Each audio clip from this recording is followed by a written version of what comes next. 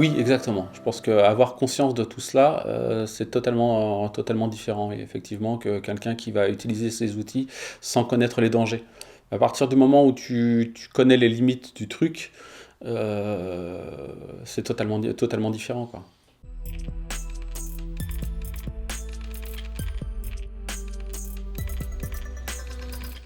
C'est, je pense qu'il faut essayer d'avoir du recul en fait sur chaque événement, et c'est ça qu'on essaie d'apprendre de nos jours. L'université m'a un petit peu aidé pour ça. Quand j'ai fait mes diplômes, parce qu'on t'apprend à avoir ta réflexion personnelle et à te détacher un petit peu de la bien-pensance quelque part. Bien sûr, tout reste cadré, hein. Il y a certaines choses que tu peux pas dire, mais ça permet d'avoir un certain détachement. Et je pense que les films qui sont sortis autour des années 2000, les 99-2000, avec Truman Show, ça permet à l'être humain d'avoir un certain recul sur la réalité et de dire, mais il y a finalement différentes façons d'appréhender la réalité, plusieurs façons d'agir et d'avoir conscience aussi de ce qu'on fait. Euh, Ce qui est vraiment important, à mon avis, c'est de prendre conscience que c'est vrai qu'il y a une cassure avec les générations précédentes où c'était métro, boulot, dodo, dodo. Et maintenant, on commence à avoir un petit peu de temps. Enfin, certaines personnes qui ont du temps, j'ai remarqué que toutes les personnes qui s'intéressaient à ces sujets, en fait, ce sont des personnes qui ont, qui ont pris le temps de cogiter à tout ça. Alors que quelqu'un qui est dans le métro, boulot, dodo, et qui n'a pas le temps d'éduquer ses enfants, qui les confie à une nounou, qui n'a pas le temps de voir la journée passer, ça n'intéresse pas. Elle va dire, bah, oui, peut-être, peut-être que c'est vrai ce que tu dis, peut-être que on nous ment, peut-être que tout ça c'est complot, etc. Mais j'ai pas le temps d'y réfléchir, et je préfère pas connaître la vérité. Il y a énormément de gens qui disent je ne préfère pas connaître la vérité, donc ils préfèrent se mentir, vivre dans ce monde virtuel, et c'est ce qu'on retrouve toujours dans le film Matrix. J'y reviens d'ailleurs. C'est à un moment un des personnages, Cypher, qui mange son steak et qui dit mais je sais que tout ça c'est faux, que toute cette réalité est fausse, que ce steak est faux.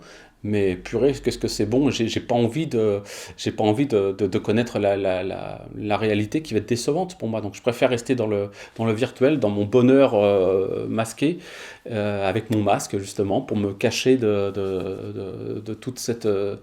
toute la réalité, pour me constituer des barrières, hein, tous ces gestes barrières où voilà, on se, on se, on se, on s'enferme quelque part. On se met des prisons. Ne t'approche pas de telle personne, tu risques d'avoir un virus. Mets-toi un masque, on ne va pas voir ton visage. Donc ça a un impact terrible sur l'humanité, ça. Donc voilà, maintenant le risque, c'est est-ce que je suis encore persuadé qu'il y a des gens qui, même à la fin si on nous dit dans quelques mois, c'est bon, vous pouvez retirer vos masques, je suis sûr qu'il y a une énorme partie de gens qui vont garder les masques, qui ont pris l'habitude. Moi, je connais plein de gens qui me disent, ah, moi, ça y est, j'ai gardé l'habitude, ça me dérange pas du tout. Je dis, mais tu n'as pas l'impression de t'intoxiquer avec le machin quand même à longueur de journée? Oh non, c'est bon, j'ai pris l'habitude. Et c'est dingue comme en quelques mois, on peut façonner les gens, leur faire prendre le tournant qu'on a envie, quoi.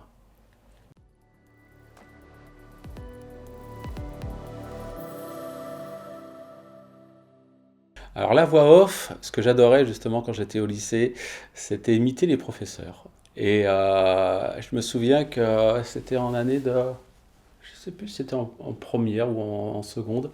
Il y a quelqu'un de la classe qui m'a inscrit pour les spectacles de fin d'année, qui m'a caché ça en fait, et qui m'a inscrit pour refaire un spectacle d'imitation des enseignants. Et c'était très drôle parce que il a fallu que j'imite tous mes professeurs en fait devant tout le monde. Donc il y avait autour de, je sais pas, il y avait au moins 400 personnes, hein, à l'aise. Et donc j'avais préparé quelques petites notes en fait pour faire une sorte de mini spectacle. Et ça a super bien fonctionné parce que après les enseignants venaient me voir parce que ils n'avaient pas ce recul de voir parce que c'était pas de la moquerie. J'aime pas moquer des gens, c'était uniquement le plaisir d'imiter la voix d'une personne, de reprendre ses expressions, reprendre ses mimiques, reprendre ses tics, etc.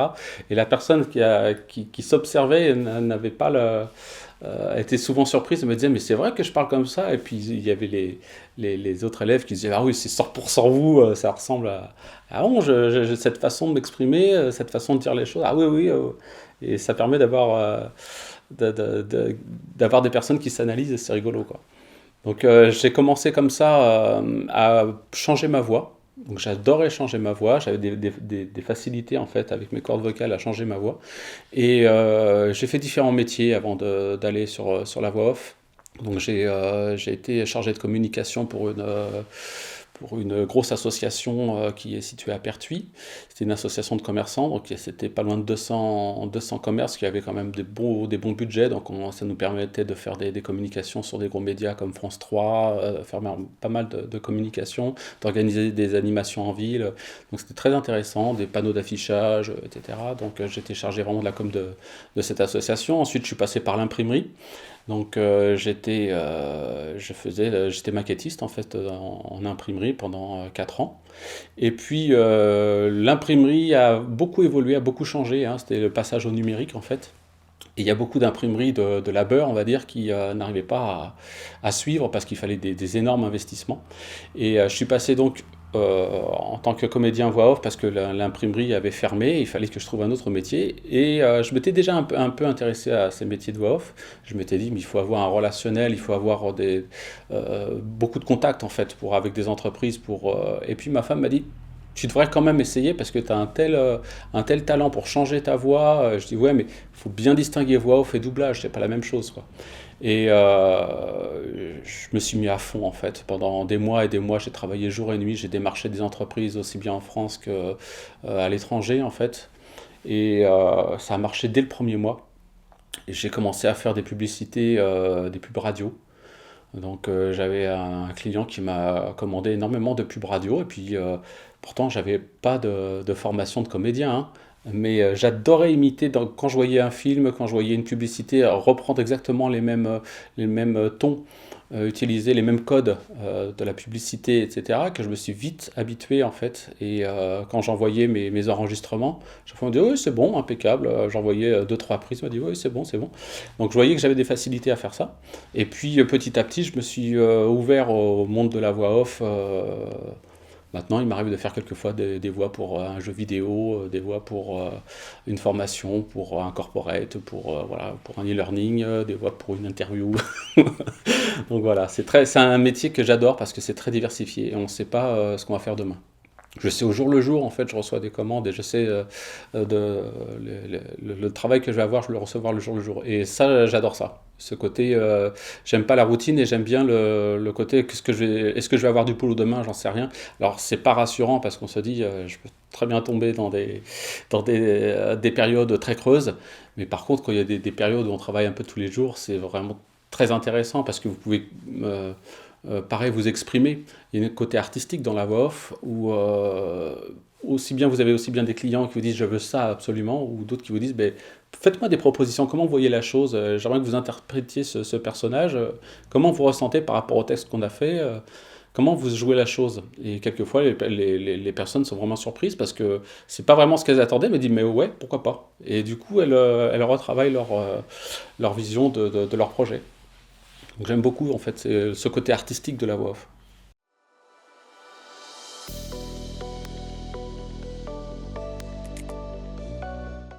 Ben oui, on appelle ça voix off et moi c'est ce qui m'a plu en fait, c'est le côté de pas se mettre en avant, qu'on ne voit pas physiquement la personne et qu'on se cache derrière son micro quelque part et puis on peut faire ce qu'on a envie de faire. Si on a envie de s'amuser un petit peu, moi il m'arrive quelquefois l'été, j'enregistre en caleçon dans ma cabine, je suis quasiment à poil et j'enregistre ce que j'ai envie quoi. Il y a une certaine liberté où voilà, le fait déjà de travailler chez soi c'est super important, mais aussi tout ce côté artistique où on n'a pas les regards qui sont sur soi. On n'obéit pas à un patron qui te dit je veux absolument ça, dans l'heure, là tu as ta journée pour réfléchir à ton travail, à l'organiser et à créer.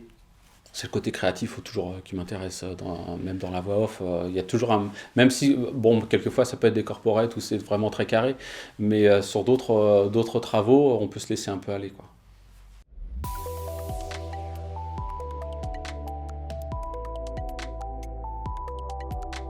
Je crois qu'on est arrivé à déjà la période des années 80 où il y avait énormément de communication, où ça. Le problème, c'est que maintenant, la communication est obligatoire, j'allais dire, parce que sinon tu coules. Mais on est effectivement, quand je vois toutes ces entreprises qui créent des corporates, etc., alors ils sont persuadés en fait que leur message va être absolument compris à 100%, alors qu'il y a 10% du message qui est compris. Ça fait un petit peu réfléchir. Moi, j'ai du recul par rapport à ça, parce que moi, c'est pas moi qui conçois les textes, c'est moi qui les reçois. Donc, avant d'enregistrer une voix off, il m'arrive quelquefois de dire, c'est très rare, hein, mais il m'arrive quelquefois de dire, vous êtes sûr que vous voulez parler de ça? Vous avez toujours des entreprises, quand ils font une pub radio, qui vont encore donner leur numéro de fax. Je trouve ça hallucinant, quoi. On est dans les années 2021, 2022, et il y a encore des entreprises qui font ça, quoi. Je trouve ça hallucinant, qui donnent plusieurs numéros de téléphone aussi, quelquefois. Donc, ils veulent surcommuniquer, ils veulent dire, on est là, on est présent, on est là. Alors qu'en fait, je crois qu'aujourd'hui, il ne faut plus dire on est là, il faut dire je propose quelque chose de différent. Et de montrer sa différence. Et je pense que pareil pour la voix off, quand vous faites des castings, que vous retrouvez avec une centaine de personnes, souvent je fais un enregistrement, je dis mais qu'est-ce qui va me différencier des autres 100 personnes qui finalement vont le traiter exactement de la même manière? Il faut que je trouve un angle d'attaque qui soit complètement différent. Et souvent je me dis il faut que je fasse quelque chose de plus naturel que ce que j'enregistre, parce que si je reste trop dans les codes, je me retrouve parmi les 100. Et simplement, ils vont prendre le moins cher, ou alors voilà, ils vont prendre quelqu'un avec qui ils ont l'habitude de travailler. Donc, pour tirer son épingle du jeu, je pense que voilà, au niveau de la communication, maintenant, il faut vraiment montrer qu'on est différent, montrer sa différence. Alors qu'avant, la communication, c'est-à-dire je bats la concurrence, je propose des prix. Non, maintenant, je trouve que c'est plus tout à fait ça, quoi. D'ailleurs, avant même que je propose un tarif, les gens ils regardent avant tout si j'ai quelque chose de. Le tarif vient bien après, quoi.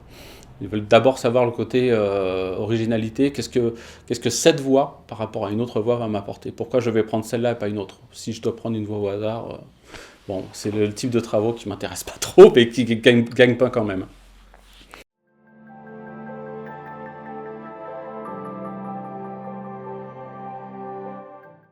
Une bonne communication, c'est suggérer, et puis c'est être le plus concis possible, le plus clair, le plus naturel.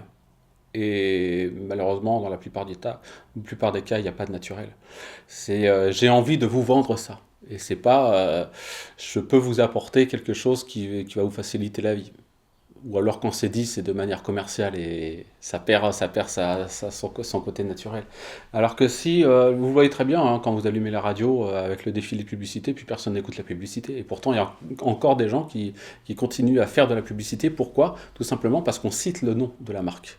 Et c'est tout simple, hein.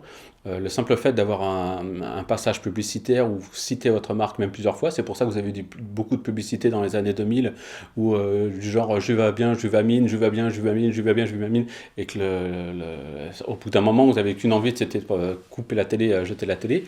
C'est uniquement sortir le nom de la marque. C'est-à-dire qu'une personne qui va se balader, qui va devoir faire un choix face à plusieurs marques, elle va avoir une marque, ah tiens, cette marque, ça me dit quelque chose, c'est la plus connue, et donc ça crée des références. Et c'est pourquoi dans la voix off aussi, on a des voix off références. C'est-à-dire qu'il y a des voix off qui sont ultra connues, et qui sont très bien payées, parce qu'on les entend toujours la même voix sur n'importe quel support, aussi bien télé, radio, ciné. On utilise ces voix-là parce que les personnes ont l'habitude de les écouter, et ça fait un rapport de confiance avec l'auditeur. Et on sait maintenant que pour la communication, ce qui est important, c'est le rapport de confiance. Et ça passe justement par l'audition, parce que le son est plus important que le texte encore. Et c'est pareil pour la vidéo. La plupart des vidéastes pensent que c'est l'image qui est plus importante, alors que c'est le son qui est plus important. Et justement pour la communication, à partir du moment où vous bâtissez sur votre communication sur le son, vous réfléchissez totalement différemment. Et c'est là où vous commencez à bâtir vos textes et à arrêter de balancer un flot d'informations qui ne servent absolument à rien.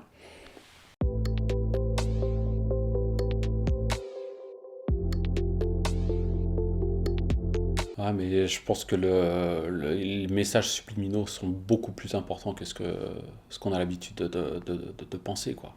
L'image subliminale traditionnelle, si on pensait que c'était une image, enfin ça a été fait bien sûr, une image à l'intérieur d'un spot publicitaire qui va t'influencer, mais ça va beaucoup plus loin que ça en fait. C'est-à-dire qu'on crée un mode d'éducation avec la publicité, c'est-à-dire qu'on t'éduque à la publicité. Donc les personnes qui ont l'habitude de consommer la publicité, qui écoutent les spots publicitaires, ils ont été éduqués pour ça. Donc c'est comme s'ils écoutaient un professeur qui leur disait, ben, maintenant il faut que vous passiez à cet exercice et voilà, vous passez à la phase suivante. Et c'est toujours la même chose, tu es encore spectateur. Et à partir du moment où tu te coupes un petit peu des médias et que tu n'es plus du tout spectateur, et que tu deviens acteur de ta vie, donc je décide, j'ai pas envie de prendre telle marque parce que je m'aperçois que c'est celle-là ou telle autre, peu importe. C'est aussi un rapport aussi avec la conscience, c'est-à-dire qu'avec les médias à force de nous matraquer, ben on perd ce pouvoir de décision, et c'est pour ça qu'on n'écoute même plus la publicité euh, dans les médias, que ça défile et puis qu'on reste zombifié. C'est-à-dire que ça a été un tel mode d'éducation où c'est comme un élève qui est assis dans la salle de classe et puis il y a le professeur qui te dit maintenant vous faites ceci, faites cela, qu'il n'y a plus du tout de réaction. Donc, comme tu dis, je ne suis même pas sûr que ça marche encore.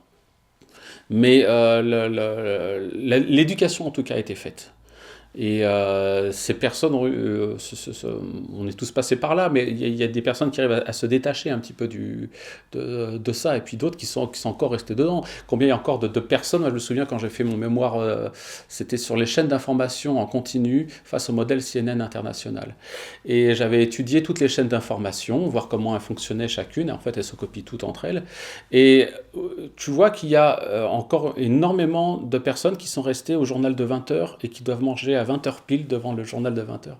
Donc ça, c'est un mode d'éducation, si tu veux, où c'est un ensemble, c'est tout un système en fait. C'est tout, quand on parlait tout à l'heure de différentes réalités, et bien ces gens-là ont créé cette réalité où voilà, tout est organisé, il faut que je mange à telle heure. C'est incroyable, moi, le nombre de personnes, à chaque fois j'ai envie de rigoler, parce que même des personnes que je connais bien, des amis, etc. On discute, et puis au bout d'un moment, bon, ouais, faut que j'y aille, hein, puis il va être 20 heures, faut que je mange à 20 heures. Moi, j'hallucine. Moi, avec ma femme, avec ma famille, quand on a envie de manger, on mange.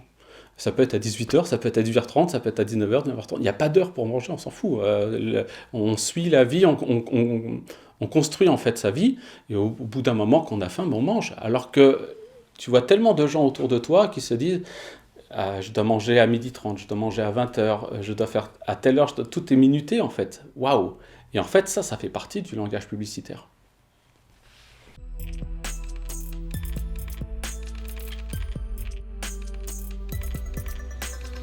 Et moi, je me laisse piéger au quotidien avec mon métier parce que je suis obligé. C'est vrai que je ne sais pas du jour au lendemain si je vais avoir du travail.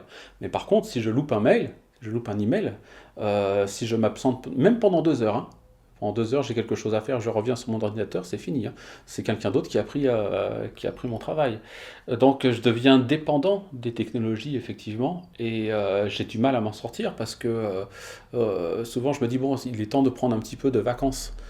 Eh bien, je pense que comme une grande partie des gens qui sont aussi avec leur téléphone, mais moi c'est pour mon métier, c'est peut-être un petit peu différent parce que après pour tout le reste, pour toute la communication quotidienne, j'allais dire, j'essaie de m'en détacher au maximum. Mais là je vois pour mon travail, si je veux avoir ma paye, il faut que je sois devant mon ordinateur. Si je m'absente, c'est fini. Donc on est vraiment dépendant, moi, de par mon travail, et je pense qu'il y a énormément de personnes qui sont dépendantes de ça, quoi, qui sont vraiment attachées à leur outil, quoi.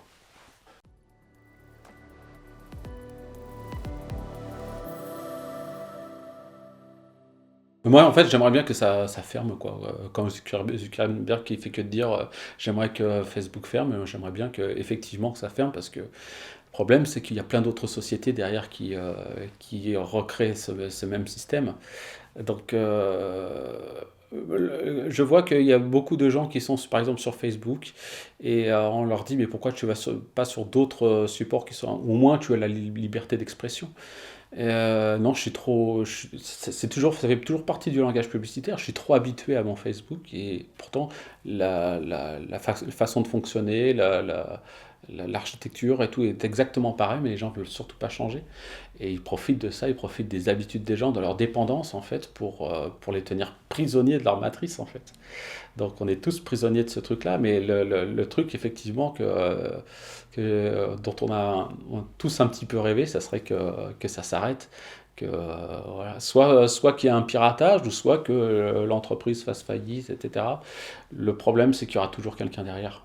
Et c'est un petit peu la même chose pour la politique. Quand quelqu'un dit vivement que ce président dégage, qu'on fasse appel à un autre président, les choses vont changer, etc., ils n'ont pas conscience en fait que c'est une boucle et que ça va continuer, que ça sera toujours la même chose, quoi. Donc il y a toujours cet espoir effectivement de tout foutre en l'air, et puis on le voit aussi dans les manifestations avec ce qui s'est passé avec les Gilets jaunes, avec là aussi les mouvements des routiers, où tu te dis, ouais, c'est bien que ça bouge, c'est bien au moins que les gens manifestent, mais finalement c'est toujours la boucle, quoi.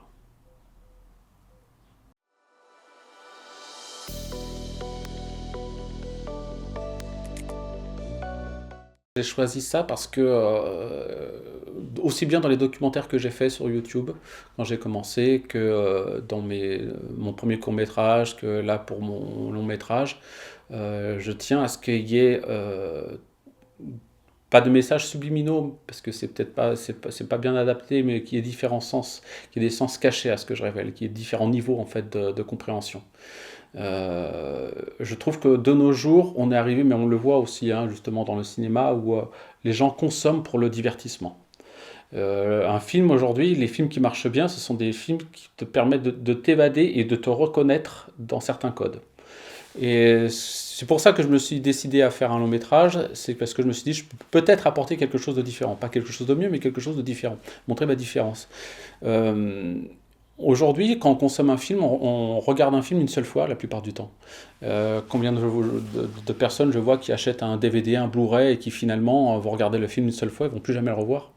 Alors que tout simplement parce que les informations qui sont divulguées à l'intérieur du film sont pas aussi importantes qu'on aimerait. Et puis il n'y a pas de sens caché. Et là, par exemple, dans Vortex, l'aube de la souveraineté, je tiens à ce qu'il y ait plusieurs niveaux de compréhension.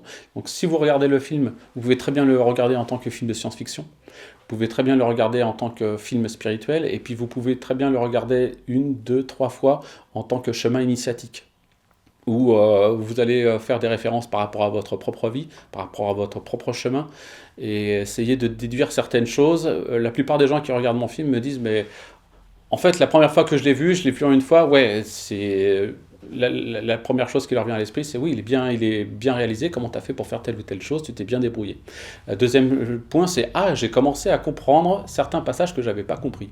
Et la troisième fois que les gens regardent, c'est mais ça y est, en fait, tu parles de plein de choses différentes et j'étais obligé de faire pause parce que ça y est, je comprends où tu voulais en venir. Parce que j'ai voulu faire un condensé d'informations dans ce film, donc ça dure que 1h10, 1h15 en fait ce film. Il est assez court, mais quand on regarde la succession des informations, ça va très très très vite en fait. Et je voulais surtout pas faire un film long parce que de nos jours, voilà, je sais que même moi personnellement, j'aime pas regarder un film long, même si le film est bon, hein, même si le film est très bon. En général, au bout d'1h30, ça s'épuise quoi. Et je voulais que à chaque événement du film, ça bascule vers un autre sujet. Donc j'ai essayé de diversifier au maximum le film, quoi.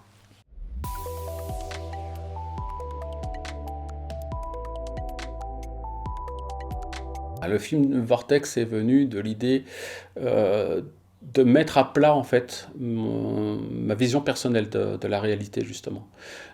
Parce que laisser une trace, c'est important, et à travers l'art, c'est la meilleure façon, je trouve, plutôt que écrire une lettre enfermée dans un tiroir que personne ne lira.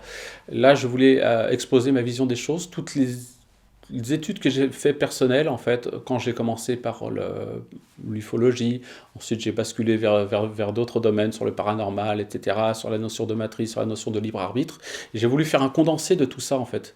Une sorte de condensé de ma vie, quelque part, de toutes les réflexions que je me suis faites, toute la réflexion interne que j'ai accumulée. Et j'ai voulu mettre ça à plat. En fait, c'est une sorte, un peu comme les confessions de Jean-Jacques Rousseau, une sorte d'autobiographie, tu vois. C'est essayer de mettre à plat tout ça, avec une œuvre qui soit à la fois des informations et puis une œuvre belle à voir. Je voulais prendre le temps, en fait, avec des effets spéciaux, et puis aussi mettre en scène ma famille, parce que c'était important de faire quelque chose de naturel. J'aurais très bien pu prendre des acteurs, très bien pu aller dans une autre direction, mais je voulais montrer justement la différence. Pour faire un film spirituel, tout ça, rien de mieux que faire appel à des personnes. Moi, mes proches ont une façon de jouer qui est, j'estime, naturelle. Alors peut-être que ça ne correspond pas aux standards de la façon dont on a l'habitude de voir les acteurs dans un film. Mais je sais qu'à chaque fois que j'appuyais sur le bouton enregistrement, je dis, mais dis-le dans la façon naturel quand tu as l'habitude de me parler, quoi.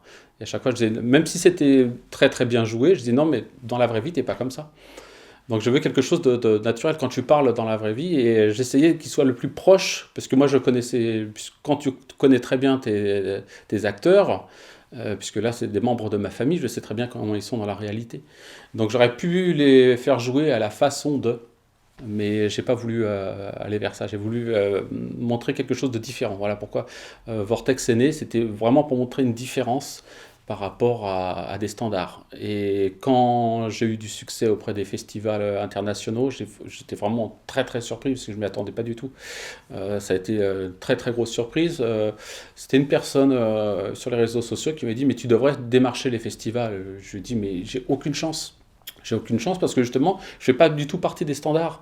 C'est-à-dire que la durée de mon film, elle est, voilà, elle fait même pas 1h30, elle fait 1h11, alors que normalement, il faut, voilà, rentrer dans les standards d'1h30, voire 2 heures. Il faut pas parler de telle ou telle chose parce que ça risque de froisser telle partie de la population. Bref, j'ai voulu faire quelque chose seul, aller de A à Z dans le concept. Faire la musique seul, faire le scénario seul, faire les effets spéciaux tout seul, parce que je voulais surtout pas dénaturer ce que j'avais en tête. Et le fait de passer, j'avais beaucoup de personnes qui m'avaient contacté pour me dire, ouais, si tu veux, je peux m'occuper de telle ou telle chose, des costumes, de la musique, etc. Je leur disais, je suis persuadé que tu as énormément de talent, et ça se trouve, on pourrait faire un truc extraordinaire, on aurait pu pousser ce film beaucoup plus loin. Mais je voulais quelque chose qui ne soit pas dénaturé et qui reste 100%, pas 100% Michel Rousseau, mais le plus dans l'idée que j'avais dans la tête, quoi. Donc c'est pour ça que ça a mis 4 ans à réaliser, ça a été un travail de fou, ça a été immense. Au début, quand j'ai voulu sortir Vortex, je m'étais dit, ouais, j'en ai pour un an de travail, quoi. Et au bout d'un moment, j'avais confiance, et puis au fur et à mesure je me suis dit, mais en fait j'arriverai jamais à finir. Donc je suis passé par des états émotionnels avec des hauts et des bas, et beaucoup de bas. Et d'ailleurs, quand le film Vortex est sorti, j'ai fait une période de dépression où ça allait pas du tout, quoi. C'était limite tendance suicidaire, quoi. Et pourquoi? Parce que le projet était terminé. Et en fait, pendant ces 4 ans, ça a été un tel travail spirituel, parce que c'est vrai que le but du film, c'est de parler d'un parcours spirituel, d'un chemin initiatique, mais ça a été un chemin initiatique pour moi-même pendant ces 4 ans. C'est-à-dire que j'ai évolué. Le fait de vouloir mettre à place, c'est pas si facile que ça, hein, d'écrire un livre ou de réaliser un film, de parler des choses dont on a envie de parler. Soit tu es trop dans le côté matériel et tu dis les choses trop crûment et puis ça n'a pas d'intérêt. Soit tu trouves une poésie, trouver le juste équilibre, et là c'est parfait. Ou soit après tu tombes dans le symbolisme et les gens vont pas du tout comprendre un seul mot de ce que tu racontes, quoi. Donc il faut retravailler hein, sans arrêt, avoir un regard extérieur sur soi. Donc généralement, quand j'écrivais quelque chose, je me disais, bon, c'est écrit, mais c'est pas acquis. Donc dès le lendemain, je regardais ma copie, quelquefois je tombais sur le truc, je dis, mais ça va pas du tout. Et c'est exactement la même chose quand tu composes de la musique. Sur le coup, tu dis, ouah, j'ai trouvé un morceau, ça sonne trop bien et tout. Donc tu enregistres, le lendemain tu réécoutes le morceau, tu dis, mais non, en fait, finalement, c'est pas si terrible que ça, et puis tu mets le truc à la poubelle, quoi. Il faut avoir ce regard extérieur, et c'est très difficile de le garder par contre. Parce qu'au bout d'un moment, à force de retravailler les choses, bah, tu arrives à quelque chose, tu peux plus. Voilà, tu arrives à la matière brute, j'allais dire. Et au bout d'un moment, bah, voilà, j'ai retiré les vêtements, j'ai retiré les trucs, il reste effectivement la matière brute. Qu'est-ce que je fais de cette matière? Est-ce que je la garde? Et puis au bout d'un moment, on dit, bon, stop, j'arrête là, ça fait 4 ans. Voilà, l'idée, elle est comme ça. J'aurais très bien pu faire un film encore plus long d'1 heure et demie et je pouvais plus, quoi.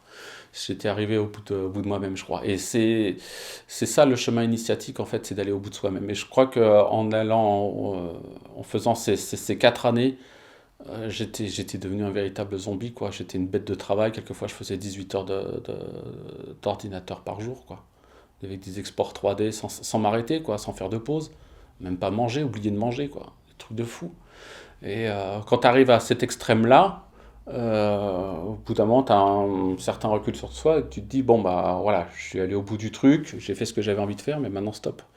Le problème, c'est quand tu t'appuies sur le bouton stop et que tu reviens à la réalité, là, c'est très différent parce que, en fait, tu reviens dans un monde, tu te dis maintenant, qu'est-ce que je vais faire, à quoi je vais servir. Et une fois que le film est sorti, ça va, heureusement, il a eu du succès, ça s'est plutôt bien passé. Mais il y a toujours cette période de flottement, parce que heureusement, il y a eu les festivals, où je me suis dit, bah, maintenant je vais pouvoir démarcher les festivals, communiquer au maximum, essayer de trouver des distributeurs. Donc c'est un autre job, si tu veux. Moi, ce qui me plaisait dans Vortex, c'est tout cette panel de métiers. S'occuper de la musique, s'occuper des scénarios, construire des costumes, c'est génial, des trucs que j'ai jamais fait.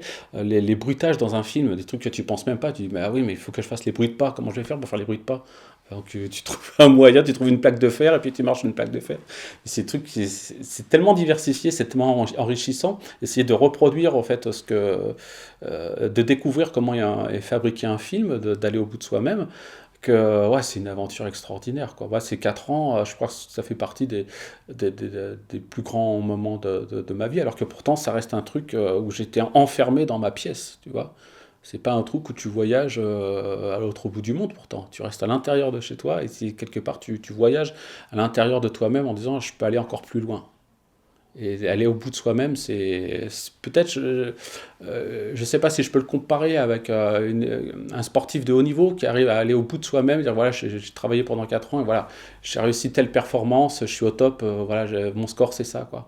Je peux pas aller plus loin. Et là, il y a un bon moment de soulagement quand le film est sorti. Et puis voilà, maintenant j'ai eu quelques mois où j'ai travaillé les festivals. Et puis maintenant, je suis obligé de refaire le 2 quoi, pour Texte 2, d'essayer d'en refaire un autre, quoi. Parce que essayer de retrouver aussi cette émotion. Et quelque part, il y a ça aussi, cette recherche d'aller au bout de soi.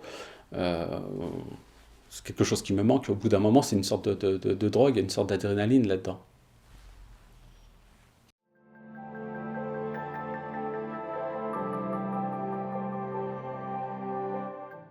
Vortex parce que je suis fasciné par le fait qu'on puisse, à mon avis, c'est l'avenir de l'humanité, c'est de découvrir l'invisible.